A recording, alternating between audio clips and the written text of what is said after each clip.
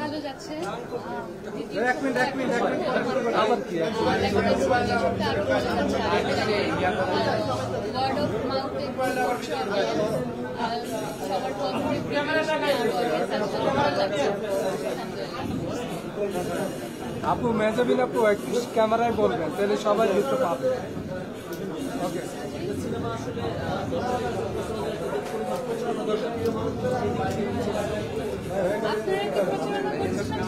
ওই দায়িত্বটা আসলে আপনাদের, তাই না? আপনারা যত দর্শকের কাছে পৌঁছে দিবেন তত ভালোভাবে দর্শকের কাছে পৌঁছে যাবে। দায়িত্বটা আপনাদের, আমরা একসাথে কাজ করব।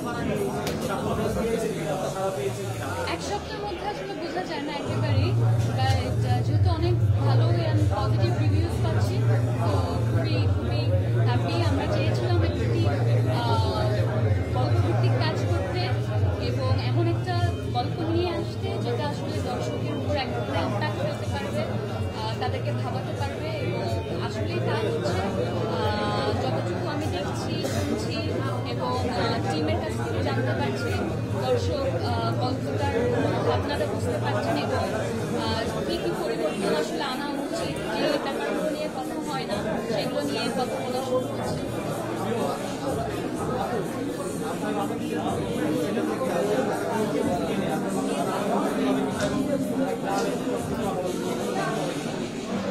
সিনেপ্লেক্সের বাইরেও তো আছে, আপনি মনে হয় জানেন। সিনেপ্লেক্সের বাইরেও অনেক সিঙ্গেল স্ক্রিনেও চলছে। এক্স্যাক্টলি কয়টাতে আমি ঠিক জানি না, চলছে।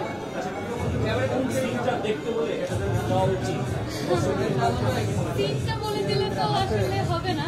সিনটা দেখার জন্য টুইস্টকে বলে দেয় সিনেমার, এটা হয় নাকি? বাট ডেফিনেটলি এমন কিছু আছে যেটা দর্শক হলে স্ক্রিনে, বড় স্ক্রিনে দেখে আসলে সেই ফিলটা পাবে, এরকম একটু কিছু আছে। এবং সেই দৃশ্যটা আমার সবচাইতে ফেভারিট, খুবই পছন্দের। এবং ওই দৃশ্যে আসলে অভিনয় করতে সবার অনেক বেশি কষ্ট হয়েছে। কোন দৃশ্যের কথা আমি বলতে চাচ্ছি না, তবে যদি ছোট্ট একটা হিন্ট দিতে হয় তাহলে একবার করে বলবো আর কিছু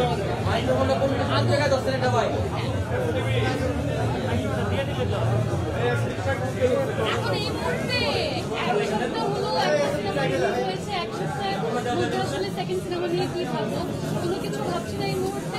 ডিফারেন্ট জনরাতে কাজ করতে চাই, ভালো ভালো গল্প নিয়ে আসতে চাই, ভালো চরিত্রে কাজ করতে চাই, দেখা যাক কি হয়। সাবা মুভিটা আসলে আমি শুটিং করেছি প্রিয় মালতীরও আরো অনেক আগে এবং সেটা কমপ্লিট হয়ে গিয়েছে। টরন্টো ইন্টারন্যাশনাল ফিল্ম ফেস্টিভ্যাল সেটা ওয়ার্ল্ড প্রিমিয়ার হয়ে গেছে এই সেপ্টেম্বর মাসে। আমরা আশা করি সেটা আগামী বছর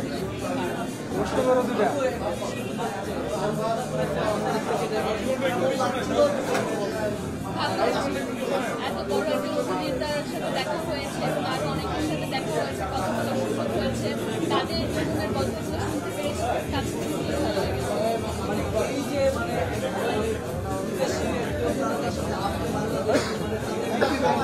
আমার তো আসলে আমি অনেক বেশি গর্বিত ফিল করছিলাম যে এত বড় একটা প্ল্যাটফর্মে আমি বাংলাদেশে একটি সিনেমা নিয়ে আমার দেশকে রিপ্রেজেন্ট করতে পারছিলাম। আমি সাবা নিয়ে ইন্টারন্যাশনাল ফিল্ম ফেস্টিভ্যালে গিয়েছিলাম এবং যতবারই ইন্টারন্যাশনাল কম্পিটিশন কিংবা কম্পিটিশন ফিল্মগুলো নিয়ে কথা হচ্ছিল, সাবার নাম উচ্চারণ হচ্ছিল, তার একদম পাশাপাশি বাংলাদেশ এই শব্দটা বারবার উচ্চারণ হচ্ছিল। তো সেই ব্যাপারটা আমার খুবই ভালো লেগেছে।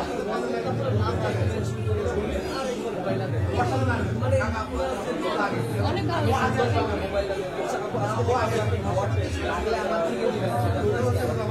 আমি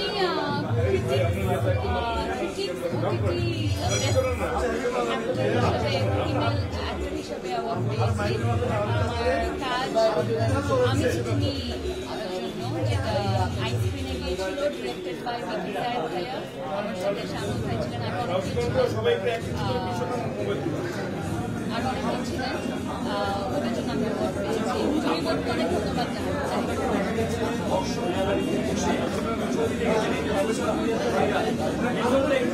এইটা যে কেন ভাইরাল হলো, আমি আসলে আমার সিনেমার সামনে ছিল এবং খুবই গুরুত্বপূর্ণ একটি সিন চলছিল, আমি সবার সামনে দিয়ে হেঁটে আসলে আমার সিট পর্যন্ত যেতে চাই না, এই জন্য অল্প কিছুক্ষণের জন্য ওখানে বসছিলাম। এখন মনে হচ্ছে বসে একটু ভুলে করে ফেললাম। আমি বসে ওয়েট করছিলাম যে এই সিনটা শেষ হোক, তারপর আমি আমার সিটটা খুঁজে সামনে থেকে যাবো, দর্শককে ডিস্টার্ব না করার জন্য। আসলে ওখানে অল্প কিছুক্ষণের জন্য বসা ছিল, দেখলাম কে যেন ওই ছবিটা ক্লিক করে সোশ্যাল মিডিয়াতে দিয়ে দিয়েছে। ডেফিনেটলি অনেক ভালো লাগছিল। নিজের সিনেমা ওই দিন আমি একদম প্রথম বাংলাদেশের স্ক্রিনে দেখছিলাম, সো ডেফিনেটলি একটু অন্যরকম অনুভূতি ছিল। ঠিক আছে, ভালো গল্প পেলে অবশ্যই করবো, কেন করবো না? ভালো গল্প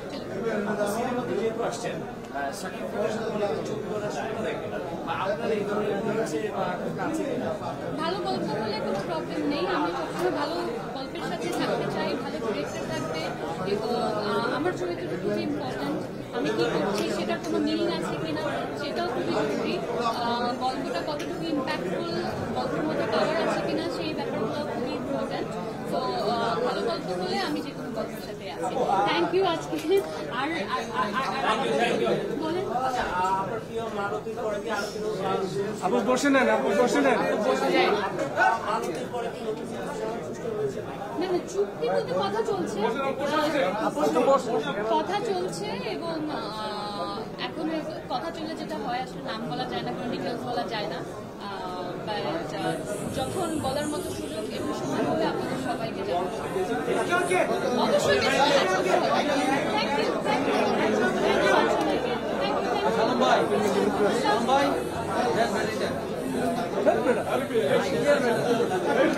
আমার লাগে না, আমি কেমনে দিব?